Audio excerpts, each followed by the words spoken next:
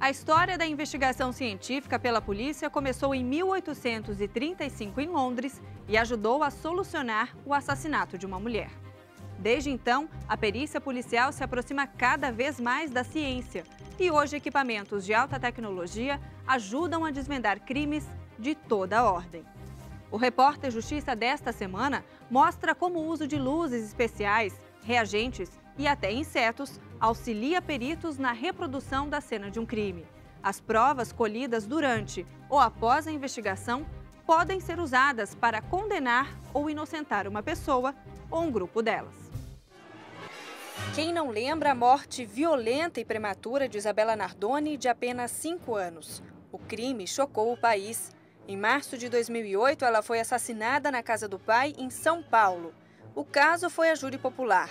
O pai da menina e a madrasta foram acusados de homicídio triplamente qualificado.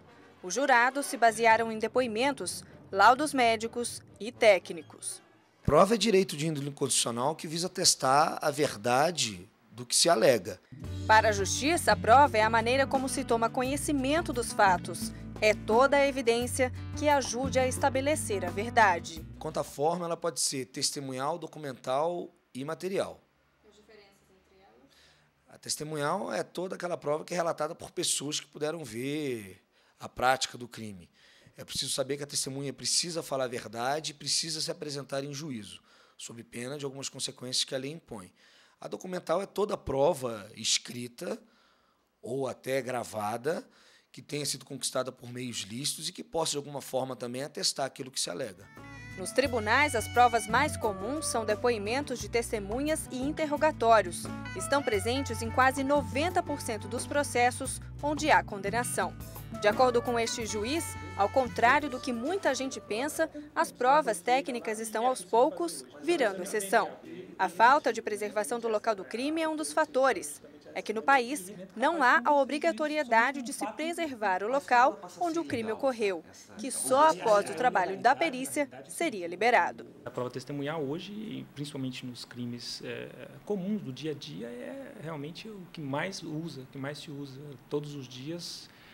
O rol de testemunhas são imensos. É justamente por isso que o juiz tem que ter a cautela na coleta dessa prova. Por isso que há, inclusive, hoje um princípio chamado princípio da identidade física do juiz. O juiz que tem que coletar essa prova é o juiz que tem que sentenciar. O caminho é longo para se chegar a uma prova. De acordo com este delegado, a delimitação do espaço onde ocorreu o crime, a análise do local feita por peritos criminais que colhem vestígios encontrados e fotografam toda a cena é apenas o primeiro passo.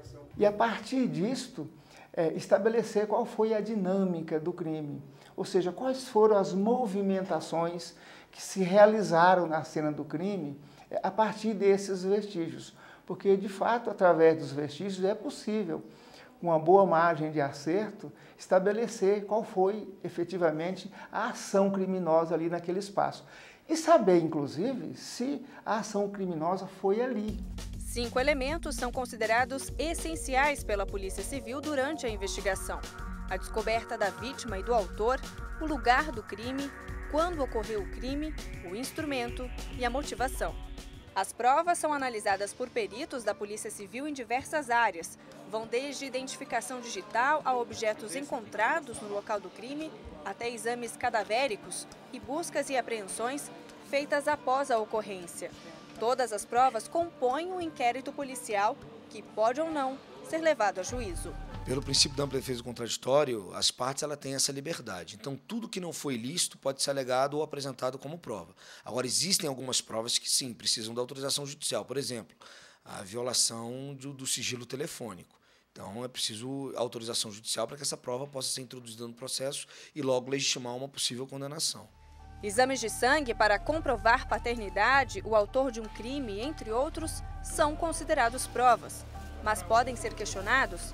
Justamente por isso, cumpre-se algumas exigências legais. Normalmente, quando é feito exame de DNA, exame de sangue, provas que podem ser contestadas, há a necessidade de guardar uma contraprova. Então, a defesa vem falar, esse sangue não era do meu cliente. Então, é refeita essa prova com base na contraprova que foi guardada. Nos casos de provas circunstanciais, aquelas que não revelam nem dão indícios do autor do crime, do ato ou do delito em questão, cabe ao juiz definir o mecanismo adotado para complementar as provas. O juiz vai ter que pegar essa prova circunstancial, aliar outros tipos de prova, uma testemunha, um informante ou a própria confissão do acusado. Escutas telefônicas são consideradas válidas como provas, mas O STJ ele tem algumas decisões interessantes sobre o tema. E me parece possível o uso da imagem sempre que a pessoa estiver em lugar público. fotos são registros comuns feitos pela equipe deste detetive particular. Ela já ajudou muitos clientes a colher provas, principalmente em casos de infidelidade. São vários recursos, né? Na investigação, na esfera particular, pessoal, de cunho relacionamentos, digamos assim, o que ocorre é que nós usamos espiões, programas que põe no computador para monitorar, para saber o que a pessoa anda, digamos, digitando, né? Antes de contratar o serviço, é preciso ficar atento. E se as provas forem consideradas ilícitas, obtidas sem o conhecimento da pessoa investigada? A escuta telefônica ela só pode ser usada como prova se houver autorização judicial. A escuta clandestina não pode ser usada como prova. Ela é uma prova irregular. E o Poder Judiciário não está fechado a novas tecnologias. O Poder Judiciário acompanha a evolução da coleta de provas. A Divisão de Crimes de Alta Tecnologia tem prestado uma colaboração importante a outras unidades da Polícia Civil para se chegar à prova ou aos elementos que levam à autoria de um crime cometido a partir do uso da internet. Até o ano passado, lideravam aqui os casos de crime contra a honra. Do ano passado para cá, os crimes contra o patrimônio ganharam liderança.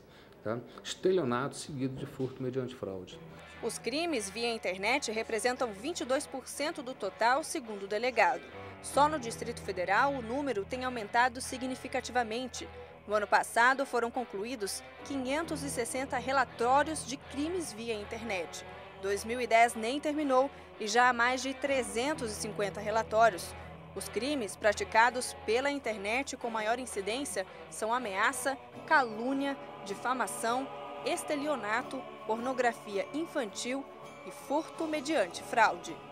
No próximo bloco, besouros e larvas de moscas na investigação de crimes é a chamada entomologia forense.